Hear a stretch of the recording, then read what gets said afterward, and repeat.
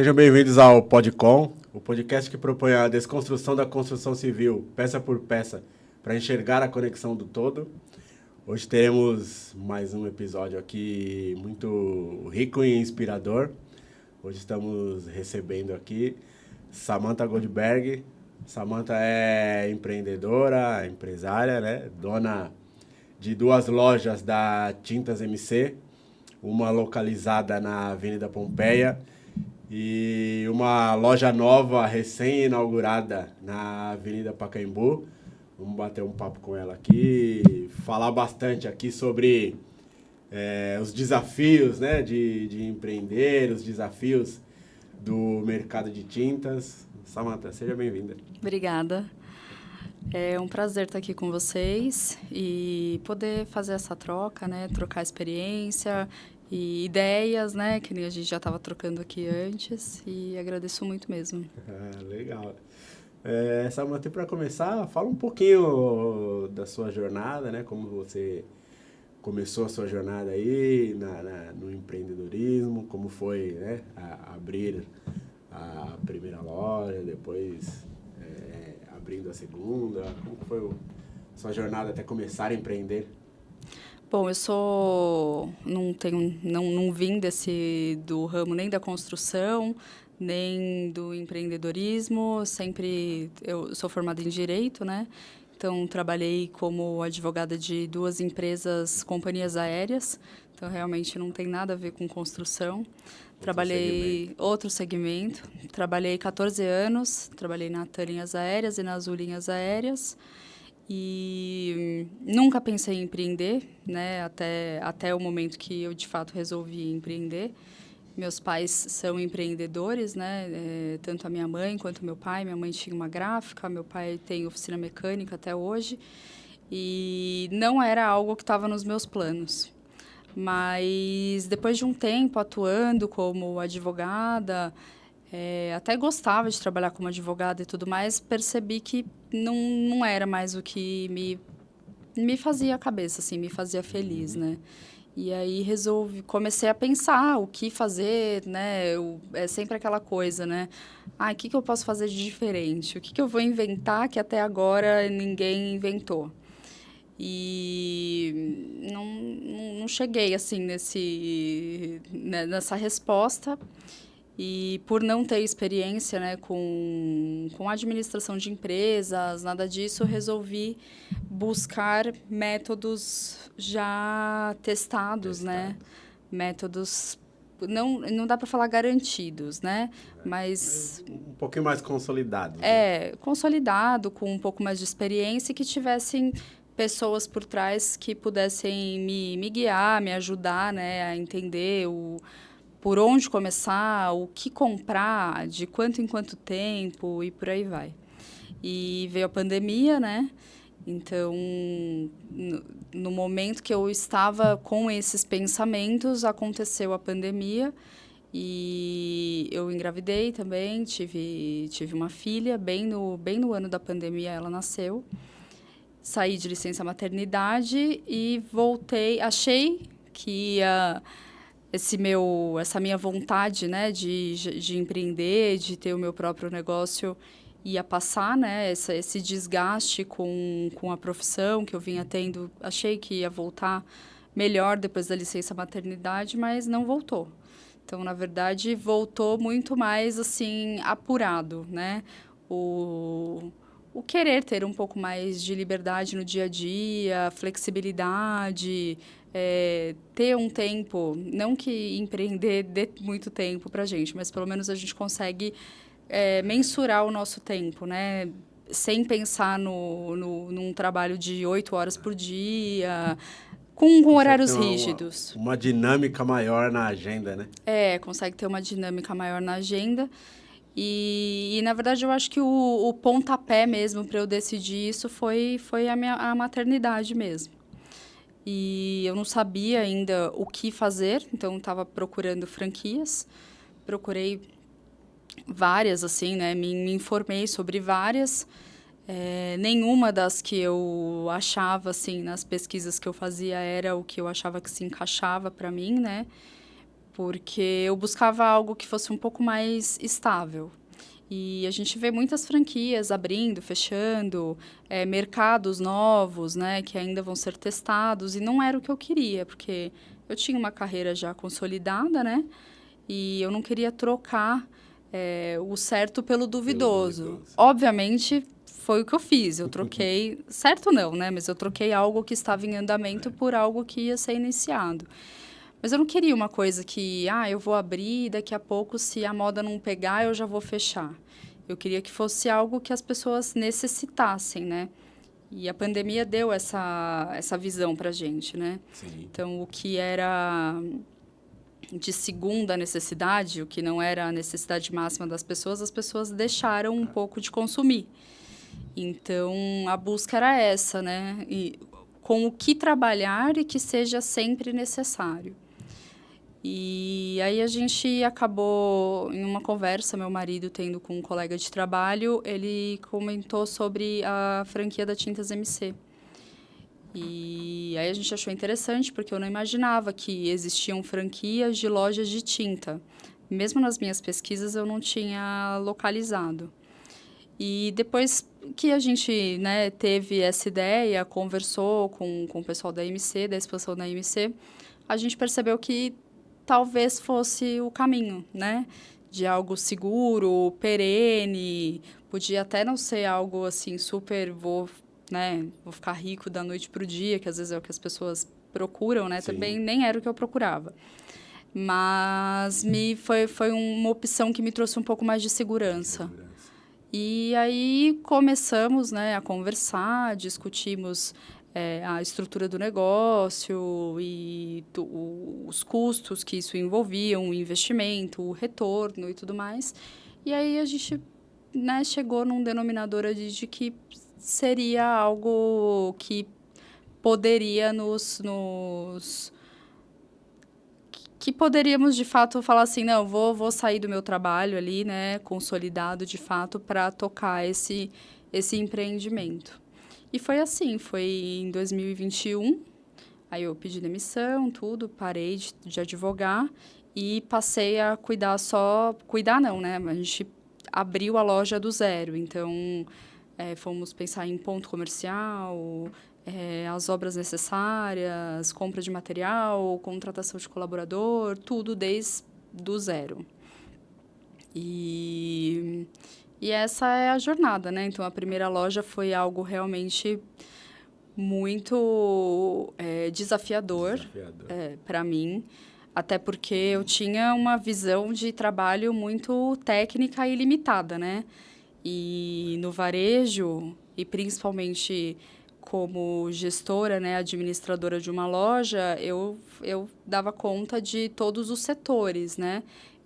Eu era gerente da loja no início e tinha 2 vendedores.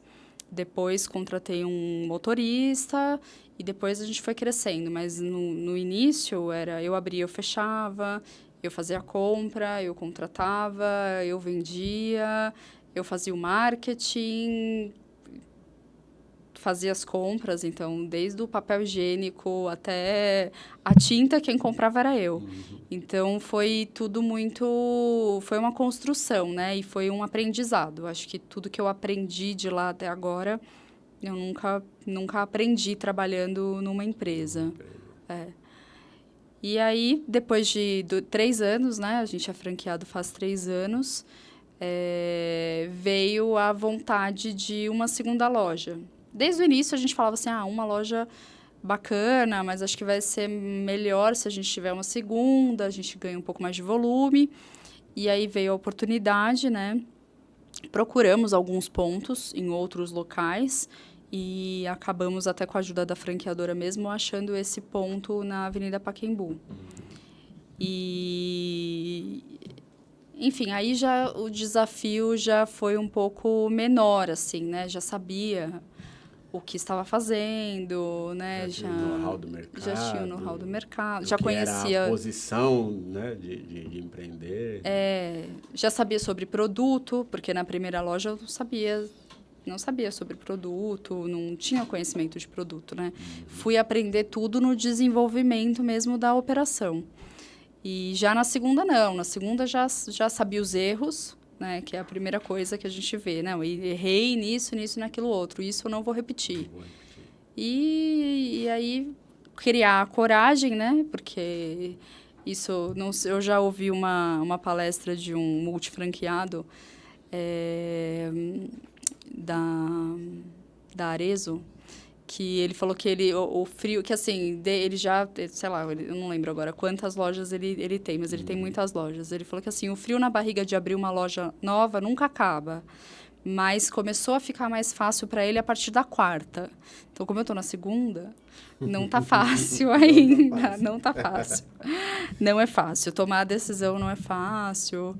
E o nosso país também não ajuda muito, é muita insegurança, né? Sim. Então, a gente fica um pouco inseguro, mas estamos aí, né? A gente topou o desafio e estamos trabalhando, né? O principal é esse. E nesse período que você...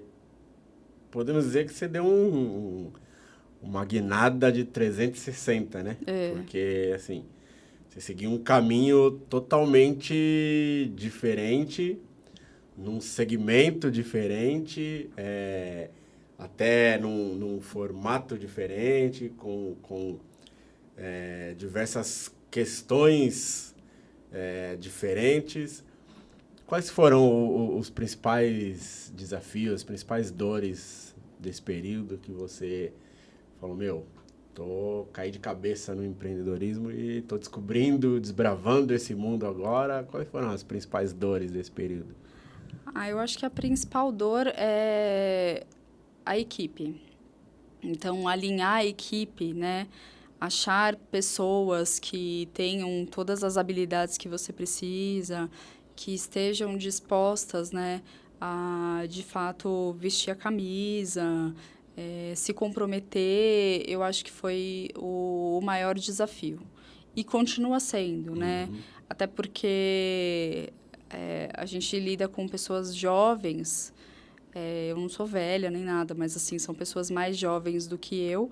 E a movimentação hoje é muito rápida, né? As gerações mudam muito rápido, os objetivos mudam muito rápido, né? E as pessoas têm se tornado mais imediatistas, até justamente por causa disso, né? O pós-pandemia, a tecnologia tem tornado o ser humano assim. Então, o maior desafio é, de fato, você num pequeno negócio, né? Onde você tem uma estrutura reduzida, conseguir alcançar as expectativas, principalmente dos jovens, que... A cada dia eles vão, né, como um dia é como se tivesse passado uma semana, né? Uma semana são 2 meses, 2 meses é um ano, né, em proporções o tempo.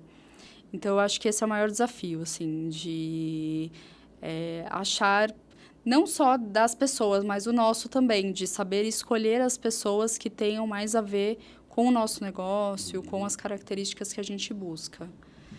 E eu acho que esse é o maior desafio mesmo, entender isso e trazer as pessoas certas. Sabe que você tocou num ponto que eu acho que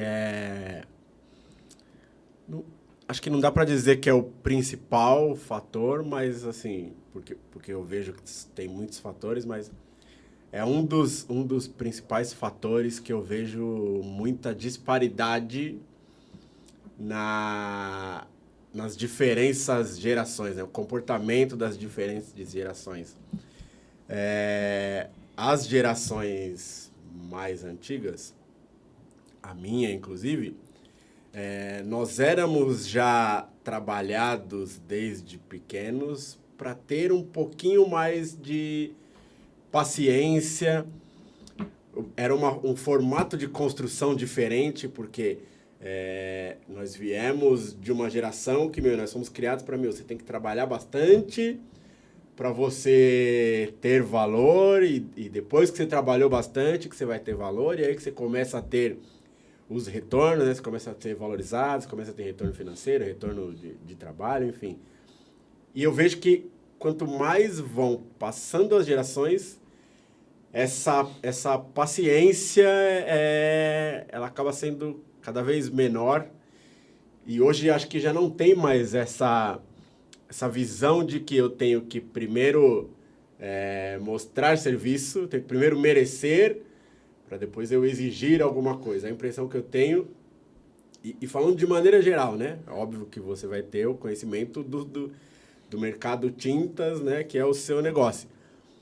Mas o quanto que você acha que isso é real no dia a dia, que você sente no dia a dia essa diferença de, quanto mais profissionais jovens eu contratar, menor é essa paciência. E não estamos nem falando de qualidade, quem é melhor, quem é pior, só na diferença do comportamento mesmo. Sim, acho que total, percebo o tempo inteiro, assim, né? Eu tenho... Acho que a pessoa mais jovem que trabalha comigo tem 20 anos. E não que eles não tenham... Eu não sei se é não ter paciência.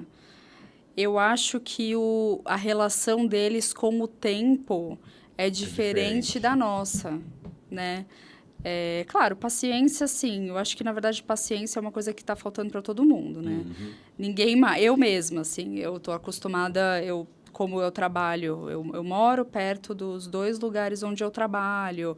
A escola da minha filha é ali perto, eu não pego grandes distâncias de trânsito. Em São Paulo, o trânsito muda muito a nossa vida, né? Sim. Então, para vir até aqui hoje, por exemplo, eu saí da minha zona de conforto ali, né? Fiquei meia hora no trânsito, que nem é tanto tempo. Já, para mim, já me tira da minha zona de conforto. Então, para mim, já falta um pouco essa paciência. Eu tenho escolhido, inclusive. Se eu vou sair para um lugar, eu já busco lugares mais perto, né? Vou jantar num lugar. Vamos ver um lugar aqui perto.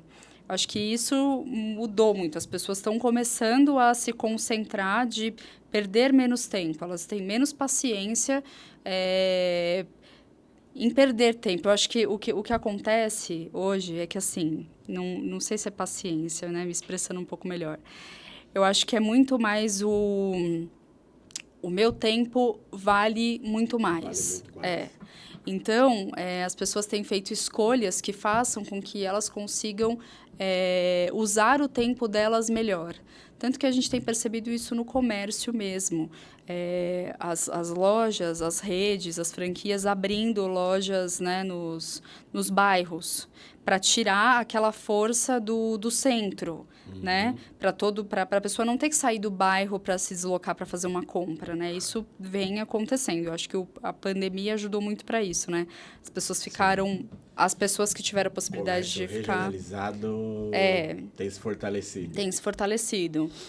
E as pessoas não têm mais vontade de atravessar uma cidade para ir conhecer determinada coisa, a não ser que seja uma coisa realmente muito diferenciada. E eu acho que o jovem tem muito disso, assim, do fato de que a relação deles com o tempo mudou. Então, começa pela comunicação, né? Não sei você, mas eu cheguei a mandar carta. Então, eu tinha uma amiga que estudou... ela estudou comigo quando eu era, sei lá, tinha 10 anos, 11, 12 anos. Ela voltou para a cidade dela e a gente se falava, escrevia carta. Né? Dava para ligar? Dava, mas a gente escrevia, aconteceu isso na minha semana, como estão as coisas por aí. Imagina, se eu falar hoje em dia para uma pessoa de 10 anos escrever uma carta, ela fala, você é do século passado, né? E, então, carta, e-mail, mensagem de texto, WhatsApp, né? Então, as coisas, tudo virou muito mais imediato, né? No próprio consumo, as pessoas querem tudo muito imediato. Então, o jovem, eu acho que ele é um reflexo disso. Ele também quer tudo imediato. Né? Então, até essa pessoa que é a mais jovem que trabalha comigo, ele entrou na minha loja, começou a trabalhar com a gente. O pensamento dele não era, estou entrando agora, vou aprender, vou passar do período de experiência. Né, que eu acho que era meio que o nosso... Né, comecei a trabalhar num lugar, o primeiro passo que eu quero ultrapassar é passar do período de experiência. O dele, não. Eu acabei de entrar, nossa, quando ela vai abrir outra loja para eu virar gerente dessa loja? Entendeu? Então, assim, eles estão num passo muito... Não é ruim, é bom. Sim. Mas aí vem o nosso desafio. Como você vai atender essa expectativa, né? Porque eles são mais rápidos também, né? Então, assim, algumas... Também não dá para generalizar. Algumas pessoas são, outras não. Mas eles pegam mais rápido, eles são mais autodidatas, vamos dizer assim, né? Autodidata entre aspas, né?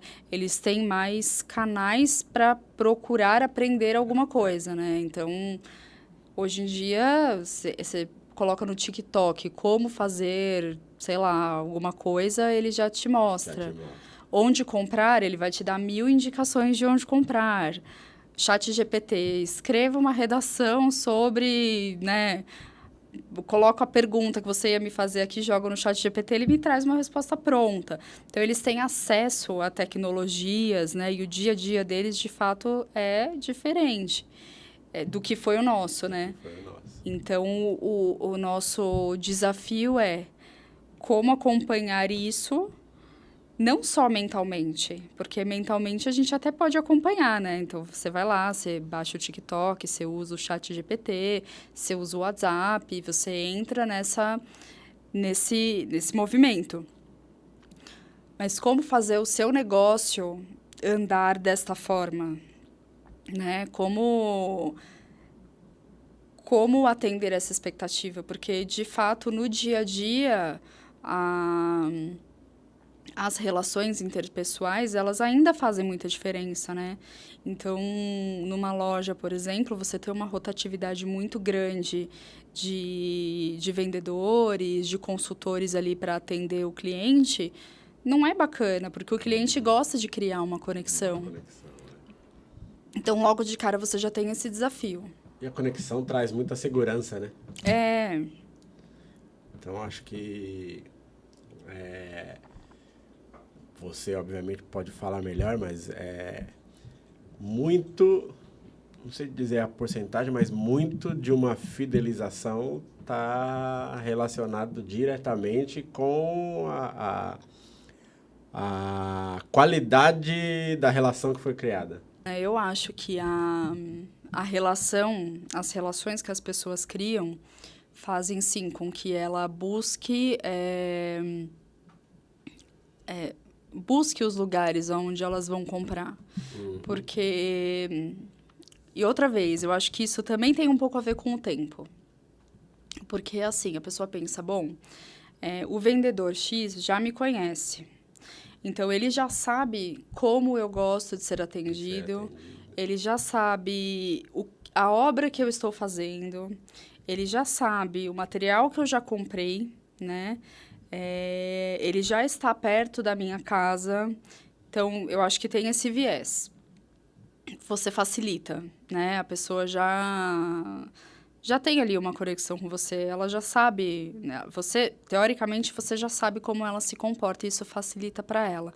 Ela precisa falar menos, ela precisa explicar menos, né? Então, vai mais fácil. Por outro lado, a gente, como comércio local, também atende muitas pessoas mais velhas.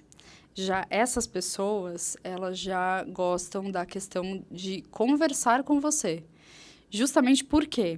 Porque está reduzindo o número de pessoas que moram numa casa com o idoso. Então, hoje em dia, o idoso está um pouco mais só, eu acho. Então, tem também isso. A gente tem muitos clientes idosos que buscam a gente por causa dessa conexão. Por causa desse atendimento. Então, ele vai lá na loja, ele senta, ele olha a cor, ele pergunta uma coisa para o vendedor, ele sabe o nome do vendedor, o vendedor sabe o nome dele. Então, tem esses dois lados, né? E tem o consumidor, que a gente chama o consumidor 4.0, né? Que ele quer que você atenda em todos os ângulos, né? Então, você tem que ter o preço, você tem que ter a conexão, você tem que ter a mercadoria, você tem que ser rápido. Então, o desafio das pessoas, né, de relacionamento, Eu senti mais com os colaboradores, mas com os clientes existe isso também, porque você também precisa estar atento a todo esse movimento para você conseguir alcançar essas pessoas, porque é muita informação, né? E é muita informação muito rápida. Muito rápida. E nem a gente está acostumado ainda com isso, né? Então, o desafio tem sido esse. Como você consegue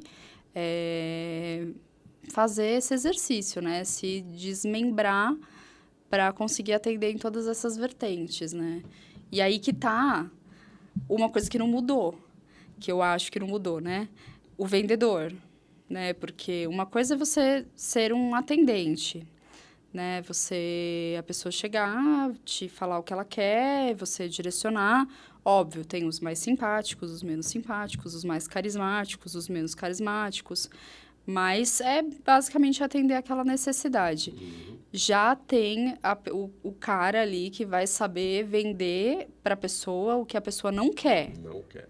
Aí é o vendedor, né? É o cara que vai ter persuasão, além de ser carismático, além de ter conhecimento técnico, né? No nosso caso, que é preciso. Então, essa é a questão, né? Então, você tem que buscar pessoas que estejam dispostas a fazer esse trabalho, ter esse jogo de cintura, né? Ser carismático, atender bem, ser simpático. A parte técnica a gente ensina e tem que ter essa parte da venda, que é vender muitas vezes o que a pessoa não quer ou ainda não sabe que quer ou que precisa. Porque às vezes ela precisa, mas ela ainda não se deu conta. Ou às vezes ela acha que você está querendo empurrar uma coisa para ela, né? E na verdade não. Você está completando ali a venda dela, que pode ser que daqui 2 dias ela volte e fale, olha, faltou tal coisa. Então, é isso. Acho que principalmente no preparo, né? Alguns cuidados que você tem que tomar no preparo do ambiente, da parede, né? E que normalmente não está no radar do consumidor normal, né? No consumidor que não tem conhecimento técnico, né? Você diria que esse é o principal desafio do segmento tintas, ou você vê outros desafios tão grandes quanto esse? Eu acho que em relação a esse desafio é grande e é o que demanda mais assim inteligência emocional, né, e mais tempo mesmo de você trabalhar. Eu acho que o outro desafio que a gente tem já não é exclusivo nosso, mas é a questão da inflação mesmo, do aumento de preços frequente, né? Que tudo tem aumentado, então a tinta não está alheia a esses aumentos.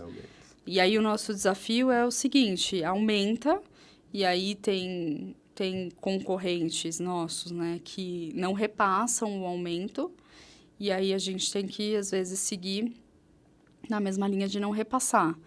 E aí é a dificuldade financeira mesmo ali, né, da parte econômica. Até que ponto você consegue manter aquilo sem o repasse? E buscando esse momento. Em algum momento vai ter que ser repassado. E aí vem uma quebra, como é o nome? Uma briga ali, né? De quem vai conseguir segurar por mais tempo. Esse é um desafio que a gente enfrenta, que muitas vezes beneficia o consumidor, né? Mas ao setor mesmo não traz muito benefício. Acho que são os principais desafios. Você tocou num ponto que eu acho que não é visível ou não é claro para o consumidor final. Porque ele está muito atrelado na necessidade dele, e ele está muito atrelado na perspectiva dele, e acho, você me corrija se eu estiver errado, que não fica muito transparente para ele. Quais são não sei se eu posso falar prejuízo, mas quais são os resultados ruins ou quais são as ausências que traz para a loja, para o empreendimento, ele segurar um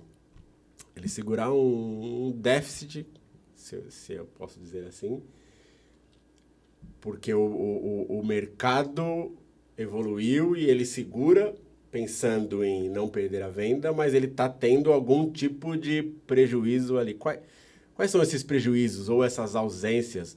Ou o que você, enquanto loja, enquanto empreendedora, abre mão para manter o preço estabilizado quando ele já teve um aumento e você, na sua relação com o seu fornecedor, você já teve atualização, mas você, não vou falar se vê obrigado, mas assim, você tem a estratégia, faz a escolha de segurar, não repassar por um determinado período, tentando atingir algum objetivo. O que você tem que abrir mão?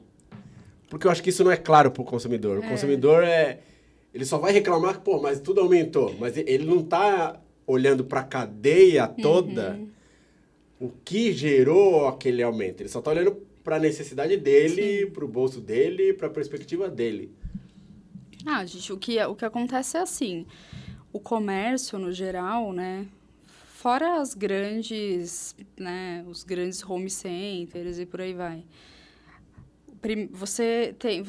depende do setor, né, mas no nosso setor existe um giro, né, então o giro acaba sendo o nosso fluxo de caixa, então eu compro, daqui a um tempo eu vendo, eu não recebo de imediato, porque a maioria das pessoas hoje compra com cartão de crédito. Então, eu espero o pagamento do cartão para receber.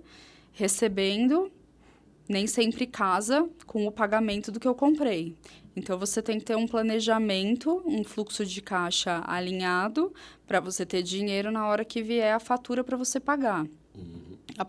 E para isso, você tem que ter um capital de giro.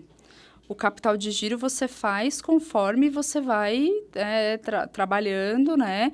E você vai tendo lucro e você não vai retirando esse lucro. Então, não é todo o lucro que a loja dá que eu posso retirar. Eu vou deixando justamente para não ter esse deslocamento do meu fluxo de caixa, para eu ter dinheiro ali para pagar minhas contas. A partir do momento que eu não repasso, o que acaba fazendo é que o meu lucro vai sendo menor. E às vezes eu expliquei isso porque às vezes as pessoas, quando você fala meu lucro é menor, as pessoas pensam, ela vai ganhar menos. Não é só isso, né? O meu lucro ser menor significa eu investir menos na minha loja também. Eu ter um fluxo de caixa mais deficitário. E aí, se você não consegue fazer essa conta, né? Se você não tem negociações boas com fornecedores que te dão um prazo para pagamento, em qualquer mês de baixa de venda, você não vai ter reserva para pagar suas contas. E aí começam os atrasos de pagamento. E aí é juros sobre juros. E faz com que o comércio feche, né? Por isso que a gente vê. Vai virando uma bola de neve, né? Vira uma bola de neve. E aí você vê tantos comércios que, às vezes, né, no bairro mesmo, você observa, abriu um comércio novo, deu 6 meses, 1 ano, fechou. Muitas vezes é isso, né? Muitas vezes a pessoa não conseguiu fazer ali um capital de giro para ela se manter quando ela tiver uma queda nas vendas dela. Então, o impacto é esse. Você vai conseguindo ter menos reserva e aí, às vezes, o que acontece sei lá, lançou um produto novo. Às vezes, eu não vou ter caixa para comprar esse produto novo, a loja vai ficando, né, mais deficitária, eu posso não conseguir contratar a quantidade de funcionários que eu precisaria, enfim... Fora os impactos, assim, poderia dar um aumento, não consigo dar aumento, enfim, é econômico, né? É totalmente econômico e acaba fazendo com que você, às vezes, não consiga se manter, né? Se a pessoa não fica atenta, ela não consegue manter a loja aberta. Mas eu acho importante, foi por isso até que eu perguntei, é importante a gente dizer porque o consumidor final, eu acho que na maioria das vezes, posso estar errado, ele não tem essa visibilidade. Acho que não. Porque ele está... E não estou dizendo que está errado, né? Mas ele está atrelado às necessidades dele, ao budget dele e, ele só tem a perspectiva dele, né? E aí acho que talvez até isso traga uma importância maior no que estávamos falando anteriormente sobre as relações, né? Porque quando você tem uma boa relação, e dos dois lados, né? Tanto loja com o consumidor, quanto consumidor com a loja, né? Obviamente, o consumidor com a loja ele normalmente está relacionado com o vendedor, né? Que é a peça ali que faz a intermediação entre loja e consumidor. Mas talvez ele tenha mais informação, mais dados para ele sentir essa dificuldade de, realmente, teve um reajuste, mas, ele segurou o reajuste enquanto pôde, o reajuste não é estratégia do negócio para ganhar mais, é porque o mercado como um todo, o país, a economia, enfim, é um movimento geral, né? E aí, falando das relações, né, com toda a importância que as relações têm, qual que é o diferencial que você traz hoje na forma como você trabalha o relacionamento com os consumidores e principalmente com os arquitetos, né? Porque eu sei que você faz um trabalho bem legal com os arquitetos. Qual que é o seu diferencial para trabalhar esse relacionamento? Então, acho que o nosso diferencial é a proximidade. Então, é trazer o arquiteto para os treinamentos que a gente faz, para as visitas às fábricas que a gente faz, munir ele de informação. Porque, querendo ou não, o arquiteto, ele faz o projeto, né? Ele desenha, ele dá inspiração para o cliente dele, mas a execução mesmo são dos profissionais que trabalham com ele. Então, a partir do momento que a loja ela atua ali como um intermediador disso, né? Porque muitas vezes a gente traz informação tanto para o arquiteto quanto para o pintor, a gente dissemina a informação da fábrica para eles. E a informação não é só qual é o melhor produto para um determinado lugar, mas muitas vezes qual é a melhor aplicação, qual é a melhor forma de fazer, qual é o melhor método, o que a fábrica recomenda. Então, acho que quando a loja assume também essa posição, traz facilidade. Então, você ajuda o arquiteto a entender, o trabalho foi feito ali, ele foi ideal, era o resultado que deveria mesmo acontecer. Então, a gente busca trazer eles para os nossos treinamentos, assim como a gente também faz os treinamentos para os profissionais da pintura. Leva para as fábricas para obter mais informação, conhecer o processo de fabricação daquele material, né? Então, o primeiro passo é isso, é trazer a proximidade, né? A proximidade é a informação. Eu acho que depois, um trabalho que a gente busca fazer é o pós-venda, porque eu entendo que, pelo menos eu como consumidora, percebo que o pós-venda é algo em que muitas marcas, muitas lojas acabam pecando, né? A venda foi feita e depois para você conseguir ter um pós-venda ali, resolver um problema, você liga num número, liga no outro número, né? Vai sendo jogado de um para o outro até conseguir, de fato, falar com quem pode ser que te ajude. A pessoa já gastou um tempão. Então, a gente está sempre atento em resolver o quanto antes possível, porque a gente entende que, às vezes, a obra está parada, né? O arquiteto está dependendo daquilo para entregar o apartamento do cliente, a obra do cliente. Então, o pós-venda é algo que a gente também dá muito valor. E a gente entende que o pós-venda é o que faz, muitas vezes, que as pessoas voltem a comprar, né? E a tinta, querendo ou não, é uma compra de recorrência. O primeiro passo é você trazer o cliente para a loja, mas se você consegue manter ele na loja sempre comprando com você, você já elimina 50% do seu trabalho, né? De trazer clientes novos. Então, o pós-venda para nós é muito importante. E eu acho que a outra parte que nos diferencia é a questão do atendimento rápido, por WhatsApp, se adequando à ferramenta que o cliente prefere trabalhar, mas a gente fala muito de WhatsApp porque eu acho que é a forma como hoje as pessoas acabam preferindo se comunicar. Eu acho que a gente pode dizer que é a comunicação principal. Hoje é o WhatsApp. É o WhatsApp, né? A gente mesmo, às vezes, está no meio de, sei lá, vai deitar, né? Tá super tarde. Lembrou de uma coisa que precisa resolver. Aí você pensa, a loja vai estar fechada, mas eu vou mandar uma mensagem que amanhã de manhã o vendedor já me chama. Já me chama. Então, você, né? E o celular tá sempre à mão, né? Exatamente. O celular tá sempre à mão. Então, é a forma que a gente encontra de atender as pessoas na agilidade que elas precisam e a gente dá muito foco nisso. E a entrega? Então, a gente entrega na cidade de São Paulo toda. Dentro de um raio das lojas, a gente não cobra frete. Para localidades um pouco mais distantes, a gente cobra. A gente faz entrega expressa, então, no mesmo dia, que é uma necessidade, né? As pessoas falam, não, mas eu me programo. Sim, mas, de novo, né? Os imprevistos acontecem. Então, Sim. Às vezes, está ali no meio, está terminando uma parede, acha que vai dar, o material não dá, de repente precisa de um negócio para já. Nem toda loja está pronta para te atender para já. E agendar as entregas. Então, a gente agenda a entrega também, se for da necessidade do cliente. São serviços, né? A gente vai agregando serviços. Para esse tipo de entrega, a gente cobra uma taxa, porque, né, é uma taxa de agendamento, mas é possível.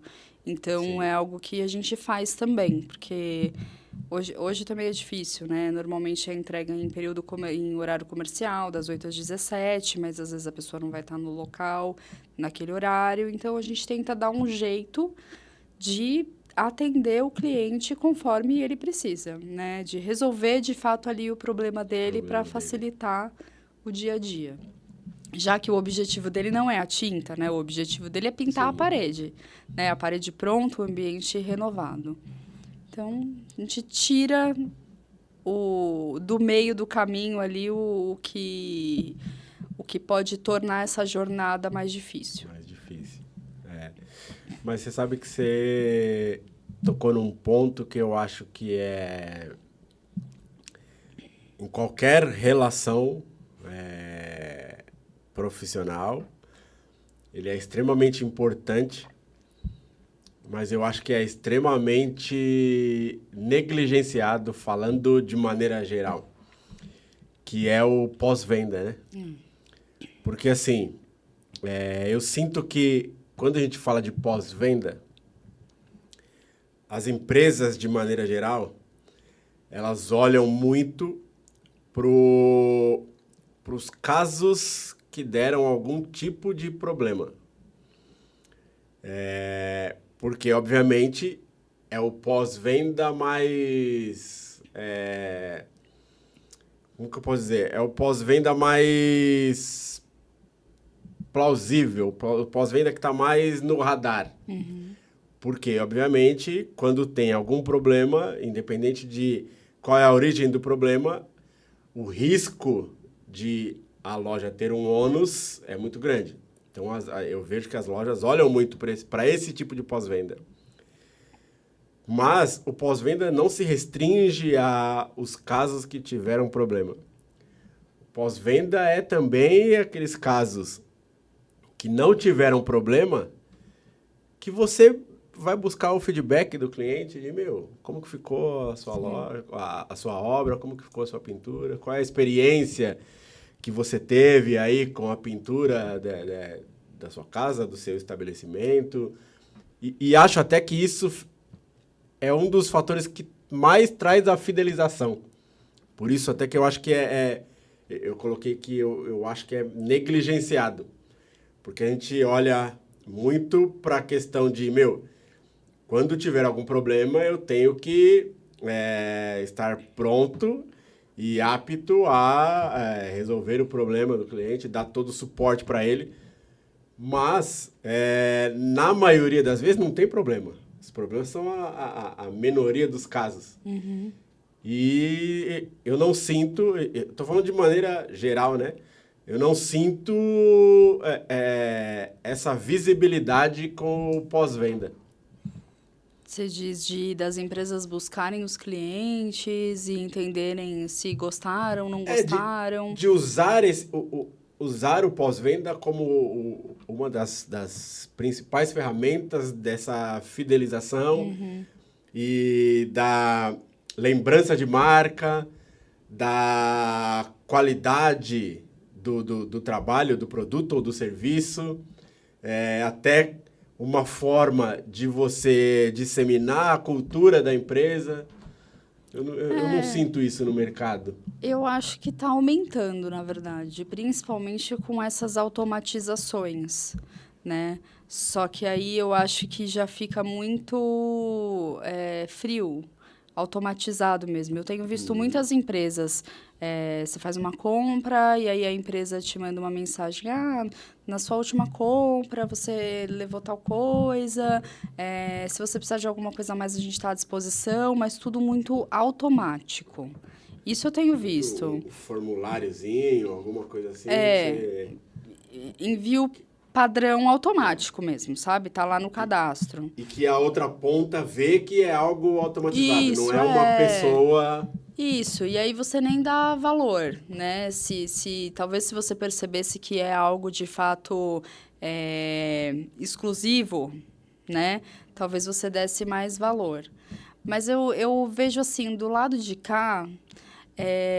as pessoas, mesmo a mesma ferramenta que a gente usa na venda, que nos ajuda tanto, né, que é o WhatsApp, o que a gente percebe muito? Durante a jornada de venda, a maioria, e aí a gente vai generalizar, né, falar da maioria, a maioria dos clientes está super disponível, porque ele está naquele momento daquela jornada.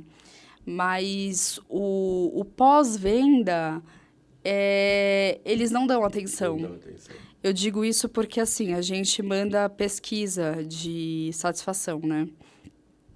Na verdade, a gente parou de mandar. Porque a gente ficou meses mandando pesquisa de satisfação para todos os clientes. Óbvio que se você compra um dia, no outro dia eu não te mando 3 pesquisas. Eu espero fechar a semana para mandar para os clientes que compraram aquela semana, porque senão fica repetitivo, né? Sim. Porque tem uma recorrência na compra durante a obra. Se eu te disser que de pelo menos uns 200 formulários que eu mandei, eu recebi 2 respostas, você acredita? As pessoas não respondem. E, assim, não era uma pesquisa de satisfação grande, não. Assim, uma pesquisa com 4 perguntas. A gente não recebe retorno. Então, eu não sei, assim, talvez nesse parâmetro aí do tempo... a pessoa, ela dá muita importância ali quando ela precisa daquilo. Então, ela vai, te responde, tal, conclui, você entrega, beleza.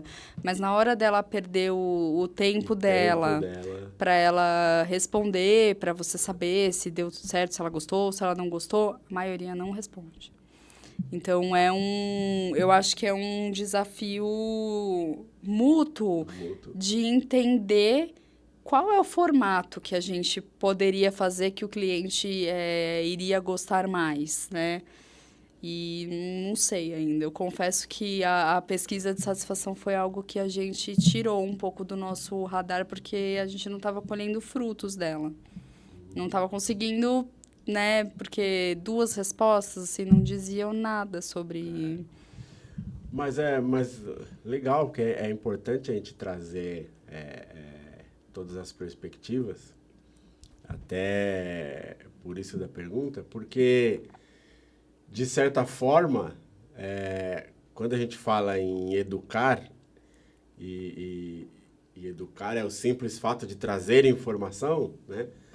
A gente tem que olhar para o segmento como um todo, em todas as posições, incluindo o consumidor final, né? Ah, sim. Então é importante também o consumidor ter essa visão de que, realmente, eu não dei atenção aqui para um formuláriozinho de pesquisa ou um contato de pesquisa, um contato de retorno, porque, eu já pintei, já foi solucionado o meu problema, mas, de repente, isso em algum momento vai ajudar a mim mesmo. Ah, sim. Porque, eu estou dando informação, claro, eu não vou fazer isso quando eu não tiver tempo, mas quando eu tiver tempo, eu ter essa consciência enquanto consumidor final de que, não, deixa eu responder, porque isso não ajuda só ao outro, isso ajuda a mim também. Da próxima vez que eu tiver uma compra com essa loja, a minha experiência vai ser melhor, vai ser, né, de uma maneira mais eficiente. Ajuda a gente a se basear, né? Entender o que o cliente precisa, o que não está, né? O que não está de acordo com o que a maioria dos clientes precisam, né? Por isso que a gente busca fazer até. Agora, uma coisa que dá certo, que agora até me veio na cabeça, né? O Google. A gente sempre pede avaliação dos clientes no Google, né? Uhum. E o pedido de avaliação do cliente no Google é em loja, normalmente. Então, normalmente a pessoa, ou por WhatsApp, quando o atendimento é por WhatsApp, mas o próprio vendedor termina o atendimento e já pede para o cliente, fala, por favor, avalie a gente no Google, né, para a gente saber se foi bom ou não o atendimento e também para nos ajudar, porque as avaliações no Google ajudam a página a ficar melhor ranqueada. Uhum. E desses a gente tem um melhor resultado. Talvez, e aí agora pensando, seja justamente por causa da conexão. Né? Ele fez uma conexão com aquele vendedor e aí, a partir do momento que o vendedor fala, se você responder, você vai me ajudar também, vai ajudar a gente a ficar melhor ranqueado, talvez as pessoas sintam-se fazendo parte daquilo, né? E aí elas vão lá e avaliam. Total pertencimento. Total pertencimento, exatamente. Então, talvez seja isso. Talvez seja até a pesquisa de satisfação, apesar da nossa, né, não ser automática, muitas pode ser que sejam. E aí dá a impressão para as pessoas de que é só mais uma pesquisa. Diferente dela terminar ali aquele atendimento e o atendente falar para ela, por favor, me avalia no Google, né? Que foi direcionado para ela. E esse é um fator também, né? Porque, assim, a minha resistência com a pesquisa pode ser que, assim, uma pesquisa em específico eu não gostei, mas aí eu crio resistência com todas elas. Eu já não olho para mais nenhuma. Não é que a pesquisa eu não respondi porque ela foi chata. Não, porque a minha resistência ela já vem antes de eu sequer ver qual é o tipo de pesquisa que aquela loja está fazendo. Sim, é verdade. Agora, um outro ponto que eu acho extremamente importante e que você tocou nesse assunto, e eu queria voltar nele. A pintura, hoje, olhando para a massa, vamos dizer assim, olhando para a generalização, eu acho, você me corrija se eu estiver errado, que ela é vista como uma solução paliativa, uma maquiagem. Ela é vista como algo superficial naquele ambiente, mas, na verdade, as pessoas não enxergam que a pintura, ela muda totalmente, ela tem a capacidade, né, de mudar totalmente a experiência que você tem naquele ambiente. Sim. Eu trabalho num ambiente que está muito escuro, isso pode me trazer, sei lá, uma vista cansada, algum problema, ou eu trabalho num lugar muito claro, que aí eu tenho algum problema com o que eu estou fazendo, a claridade atrapalha o serviço que eu estou desenvolvendo, e as pessoas eu acho que elas não têm essa profundidade de entendimento do quanto a pintura ela altera a experiência vivida naquele ambiente. Você acha que isso é algo que tá fácil das pessoas entenderem, não está fácil? Ou eu estou errado e as pessoas têm essa visão? Como que você vê essa questão?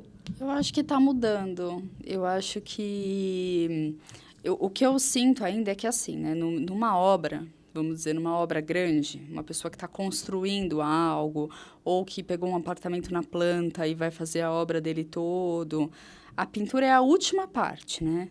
Então, as pessoas já gastaram tudo que elas tinham para fazer o restante. Então, a parte mais pesada, elas compraram o revestimento, né? Então, assim, quando chega na pintura, elas estão muito, assim, saturadas. Primeiro, saturadas, porque a obra muitas vezes demora. Depois, sem dinheiro. Então, vira uma coisa meio assim, eu vou dar um tapa aqui só para eu poder entrar, morar, né? Quando são depois eu vejo o resto. Nessas situações, eu acho que a pintura ela acaba sendo vista dessa forma. Mas eu acho que o que tem mudado é que as pessoas, principalmente também a pandemia ajudou muito nisso, né? Então, as pessoas começaram a trabalhar em casa e elas não ficavam naquele ambiente, né? Então, muitas vezes, quando você fica pouco tempo num ambiente, você não percebe... falhas, né? Então, você não percebe uma parede suja, ou às vezes você não se dá conta de que aquela tomada lá que você tinha que fazer desde quando você mudou e você nunca fez, ainda está lá por fazer. E também as pessoas ficaram cansadas de ficar dentro de casa, então elas queriam mudar a casa delas. Então, eu acho que isso fez com que as pessoas vissem a pintura como uma aliada. Porque, de fato, é a forma mais fácil de você mudar um ambiente, né? De você dar uma personalidade para um ambiente e de você tornar um ambiente mais agradável, né? Então, eu acho que tem mudado. Eu acho que as pessoas têm visto a pintura como uma forma, muitas vezes, de menor custo, ou mais rápida, ou mais limpa, de conseguir mudar ambientes, né? Ou, às vezes, até com essa questão do imediatismo, que nem, sei lá, eu quero fazer uma parede de mármore na minha casa. Aí depois eu falo, não, mas mármore é um negócio muito caro, eu vou enjoar, daqui pouco tempo eu vou querer mudar. Hoje a gente tem a opção de fazer uma pintura que imita mármore. Que você vai pagar, não é a mais barata, mas também não vai ser tão caro quanto o mármore, e vai te dar a possibilidade de você falar daqui 1 ano, 2 anos, enjoei, vamos trocar. Passa uma massa corrida em cima, pinta tudo de novo, acabou, né? Então, te dá essa possibilidade rápida de atender justamente esse anseio das pessoas por mudança, né? Eu acho que as pessoas têm buscado mudança rápida nos últimos tempos. E eu acho que as pessoas também têm visto a pintura como uma forma de expressão mais hoje em dia. Tanto é que muitas pessoas estão virando artistas da pintura mesmo, não só artistas de fazer um efeito mármore, fazer um efeito cimento queimado, fazer um efeito velvet bem feito, mas muitas vezes de desenho mesmo, de pintura mesmo, né? Tem muitas pessoas realizando trabalhos, em vez de pintar um quadro, você pintar a sua própria parede, né? Quarto de criança, consultório médico. Então, e aí você vê, assim, parece um quadro, às vezes parece um papel de parede, né? E, na verdade, foi um artista que fez aquele desenho. Então, acho que tem mudado, né? Mas a primeira parte que eu falei sobre ser a última etapa da obra e as pessoas estarem desgastadas, eu acho que isso não. Eu acho que isso ainda é uma realidade. Talvez por isso até que as pessoas cheguem ali na loja de tinta já meio... me dá o desconto todo que você tem, porque já não tenho mais dinheiro para comprar tinta. Então, mas eu acho que tem mudado, sim. E E eu acho que as fábricas também estão percebendo isso e estão buscando alternativas, né? Trazendo novidades, porque, querendo ou não, todo mundo quer, né? Uma coisa nova. O que você tem de novidade para me mostrar? Que cor nova? Tem 5.000 cores no leque, né? Mas as pessoas sempre buscam qual é a cor nova, né? Essa tendência de cor do ano, de buscar a tendência do ano. Então, é bacana. Eu acho que tem mudado, sim, e as pessoas têm ficado um pouquinho mais antenadas, assim. Se fosse para você fazer o exercício de analisar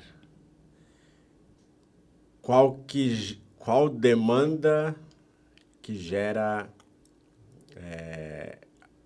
cada demanda, vamos dizer assim, entre as pessoas começaram a olhar mais para personalização do seu ambiente, porque as empresas trouxeram mais novidades de produtos. Não estou falando só cores, né? Porque, por exemplo, cimento queimado não é propriamente dito uma tinta, mas é uma possibilidade, uma ferramenta, vamos colocar assim. As pessoas começaram a olhar mais para essa personalização porque o mercado entendeu e proporcionou novas possibilidades, ou as pessoas começaram a buscar mais maneiras de personalização e aí o mercado enxergou e viu essa necessidade, viu essa demanda e atendeu. Eu acho que as pessoas estão buscando personalização. Eu acho que é um movimento do humano, assim, sabe? Legal. Porque não é só na pintura. Na pintura. É em tudo, né? Eu acho que a verdade é que, assim, a gente caminhou muito para a massa, né? Então, e aí viajando, aí voltando para a Revolução Industrial, que todo mundo começou a fabricar a mesma coisa, então todo mundo começou a usar o mesmo sapato, a mesma calça, a mesma blusa, todo mundo começou a comer McDonald's, então todo mundo se vestia igual, comia igual, e aí chegou num momento que as pessoas acho que começaram a querer se destacar, né? Então, eu acho que em tudo as pessoas têm buscado personalizar mesmo, e não só no que elas vestem ou em como é a casa delas ou no que elas comem, mas até no próprio atendimento, né? Elas gostam de se... E aí eu acho que é uma coisa humana mesmo, de se sentir único, né? Sim. Ele vai gostar muito mais de você, se eu chegar na minha loja e falar, não... Só um instante, que eu tenho mais 10 pessoas para atender, espere a sua vez. Ou se eu falar, só um instantinho, por favor, eu só gostaria de tomar um café, vou terminar de atender aquela pessoa, mas eu já atendo a senhora, guarda só um minuto, por favor. É completamente diferente, né? Eu parei para falar com ela, falar para ela tomar um café, falar que eu só vou atender uma pessoa e eu já volto com ela. Não simplesmente coloquei ela... Na mesma linha ali dos outros 10, e se é só mais um aqui, tudo bem. Todo mundo quer ser especial. Não é uma linha de produção. Isso. É olho no olho, e você é importante para mim, mas você é tão importante que eu tenho que primeiro atender o outro para ter o olho no olho com você. Isso, exatamente. Então, eu acho que é uma tendência mesmo de, apesar de querer as coisas rápidas, com eficiência... as pessoas querem que seja focado nelas, né? Então, por isso que ela vai querer escolher a cor dela, até bichinho de pelúcia. Ela vai fazer o bichinho de pelúcia dela na máquina de bichinho de pelúcia e colocar as coisas que ela quer. Então, acho que virou uma tendência, assim. E aí, as fábricas tiveram que, de fato, correr atrás e buscar... tendências, né? Coisas novas para atender essa demanda, porque uma parede lisa, pintada, começou a não agradar mais as pessoas. As pessoas preferem uma parede não todas, né? Uma parede ali manchada, com nuances. E eu digo isso até porque é uma frase que eu ouço. Algumas pessoas chegam na loja e perguntam: ai, mas eu queria uma coisa nova, o que você tem de novo para me mostrar? Né? E aí a gente vai entender o que seria o novo, né? Seria o novo. Porque também não tem tanta novidade assim, né? As pessoas vão se adaptando, inventando, né? Apesar de que as fábricas até trabalham em busca do novo e tudo mais, mas não é todo ano que aparece uma coisa nova, né? São formas de ir trabalhando, às vezes, algo que já existe, na verdade, né? E é isso. Mas é legal porque acho que a gente pode colocar como um movimento evolutivo, né? Porque realmente tudo óbvio que acontece na vida tem o lado bom e o lado ruim, né? E você vê que a gente fala muito sobre a pandemia, porque a pandemia realmente mudou a sociedade de uma forma profunda. Em muitos aspectos, não tão profunda quanto deveria, mas em muitos aspectos mudou de forma profunda. E acho que essa é uma mudança que eu acho que tem o pezinho lá da pandemia, porque a gente foi obrigado a ficar preso dentro de casa e os nossos olhos se voltaram para a experiência que a gente tem dentro de todos os ambientes que a gente tem ali dentro de casa. E aí a gente começou a olhar para a questão da personalização, a questão do conforto e outras questões que envolvem, né? Sim. Então, acho que é legal. Quando a gente fala de tendência que é proposta pelo comércio, pelo serviço e pelos produtos, tendência é ciclo, né? Uhum. Então, assim, eu posso ter um ciclo que eu não entrei. Eu mudei, pintei minha casa hoje e amanhã vem uma nova tendência. Só que quando eu vou pintar minha casa de novo, aquela tendência já mudou, já é um terceiro ciclo. Aquele ciclo eu não participei. Quando é mudança evolutiva social, já não. Aí todo mundo já está inserido, né? Uhum. É legal. verdade.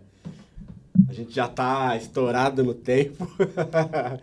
Papo bom é sempre assim, né? As horas passam e a gente acaba não percebendo as horas passar. Mas para finalizar, a gente sempre encerra com um exercício que é o seguinte: se fosse para você se desconstruir, né? Você pessoa, você é empreendedora, você é dona de franquia. Se fosse para você se desconstruir e resumir a sua essência em uma frase, que frase seria essa?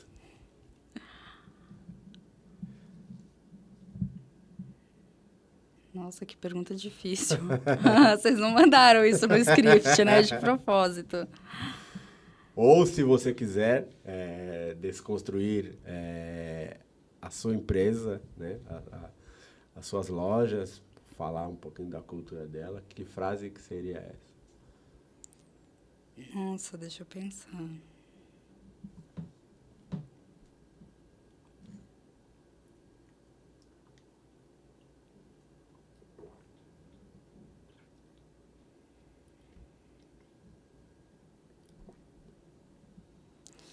Eu acho que, assim, tanto a minha essência quanto a das lojas, eu acho que elas se confundem.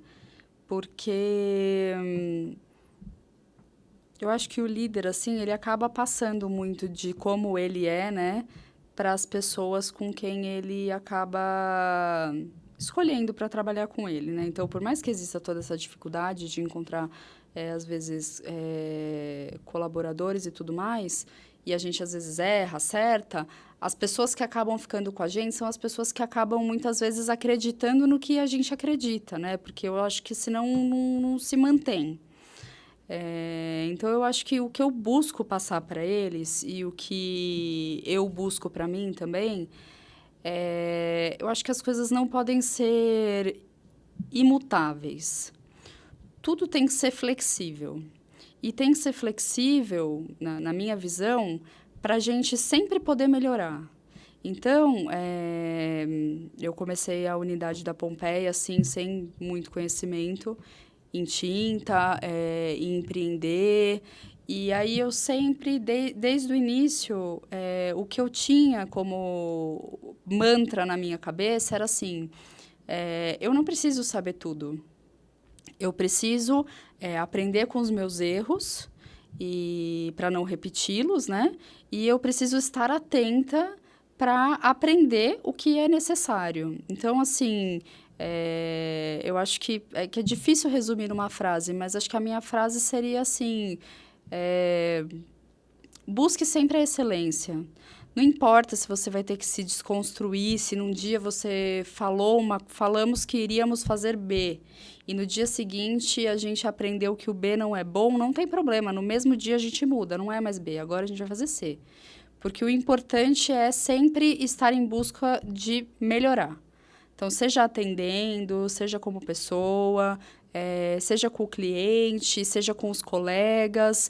Então, o que a gente busca é estar atento, flexível para aprender e melhorar em todas as relações. Então, acho que esse é o meu mantra, assim, de como pessoa e como empresa para os nossos clientes. Engraçado que, assim,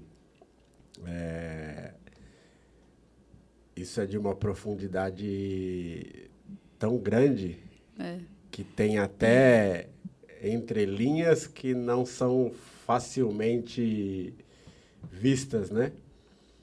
Porque uma das necessidades básicas do homem é o pertencimento. E quando você está atento a todas as possibilidades, ou melhor dizendo, todas as oportunidades que você tem para você evoluir, para você buscar a excelência, você vai estar sempre pertencendo. Você vai estar sempre pertencendo. Porque a vida ela é mutável e as coisas acontecem e a gente falou o episódio inteiro, né? Da velocidade que hoje as coisas acontecem e da necessidade de ter essa velocidade. Se a gente não estiver atento a todas essas oportunidades e se a gente não for mutável, a gente não acompanha. Não acompanha. A gente fica à margem. Não, e a gente vai morrendo. Não só como empresa, mas como pessoa. Sim. Porque você deixa de ser referência, você deixa de ser possibilidade de consulta, você deixa de ser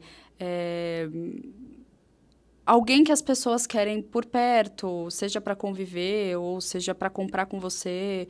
Porque quem quer ir numa loja que está desatualizada? Então, quer dizer, eu vi no YouTube uma forma de fazer uma textura nova. Onde eu vou? Eu vou num lugar onde eu tenho todas as possibilidades. Eu não vou num lugar onde só vende a tinta de 10 anos atrás, né? Para os filhos, né? Que filho quer falar com o pai que se eu for falar uma coisa do dia a dia com ele, meu pai não vai saber entender o que eu estou falando. Então, não vou falar. Então, você deixa de participar, né? Sim. Que foi o que você falou. Você deixa de participar do orçamento, você deixa de participar da vida do seu filho, você deixa de participar da vida dos amigos e você vai ficando você com você mesmo, né? E aí você vai só reduzindo, né? Você vai vivendo, sobrevivendo, né? E é bem o que você falou mesmo. Você deixa de pertencer a uma comunidade. E seja ela qual for, e seja do que for, né? E do qualquer objetivo que seja. Então, Eu acho que é isso, assim. E eu acho que bate muito com a coisa, assim,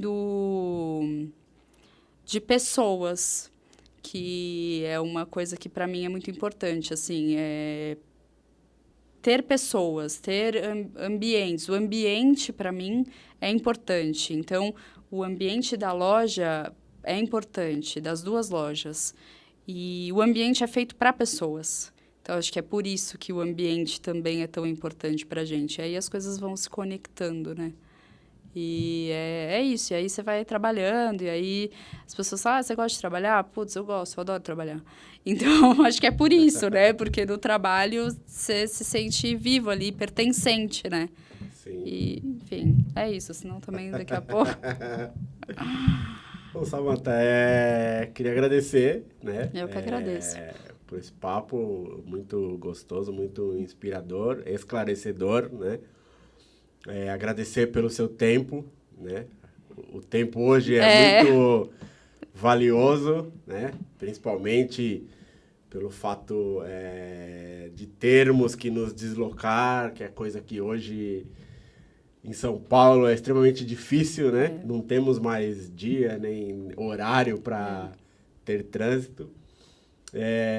Mas queria fazer um agradecimento especial pela maneira com que você trabalha, tanto pessoal quanto profissionalmente, os seus valores no dia a dia, na prática, né? Porque você vê como isso é natural para você. Quando você resume a sua essência numa frase, o que você diz é sobre essa inteligência e esse foco em estar atento às oportunidades de estar sempre buscando a excelência. Uhum. Essa capacidade de estar acompanhando toda a evolução, todo o movimento que acontece em todos os ambientes que você pertence. E isso é você trabalhar os seus valores no dia a dia e ser exemplo no dia a dia. Ser exemplo profissional e pessoal. A gente fala muito, né, que o filtro da vida ele se encarrega de ter a gente no meio, tanto pessoal como profissional, pessoas que são iguais a nós. Mas isso acontece através do exemplo do dia a dia, não é o que eu digo. Uhum, é o que eu sou no dia a dia, na minha essência. E parabéns por você ser assim e ser tão transparente que todos enxergam e se conectam com você. E suas considerações finais. Obrigada, né? Ficou até feliz, assim, Eu acho que o papo foi se encaminhando, né? De uma forma, no começo eu estava meio travada, então queria agradecer vocês a oportunidade, né? Nunca tinha participado de um podcast, nem falado tanto, assim, sobre mim, fora as sessões de terapia. E foi muito bacana, agradeço, espero que o pessoal que vai assistir goste também, né? E queria agradecer a Lu também por ter apresentado a gente, né? Ter criado essa conexão, né? Essa possibilidade. E é isso. E quem sabe até uma próxima. Quem sabe a gente converse mais. Com certeza. E a vocês que nos assistem, você arquiteto, você profissional, você consumidor final também, tá precisando de tinta? Tá precisando dar uma renovada no seu ambiente?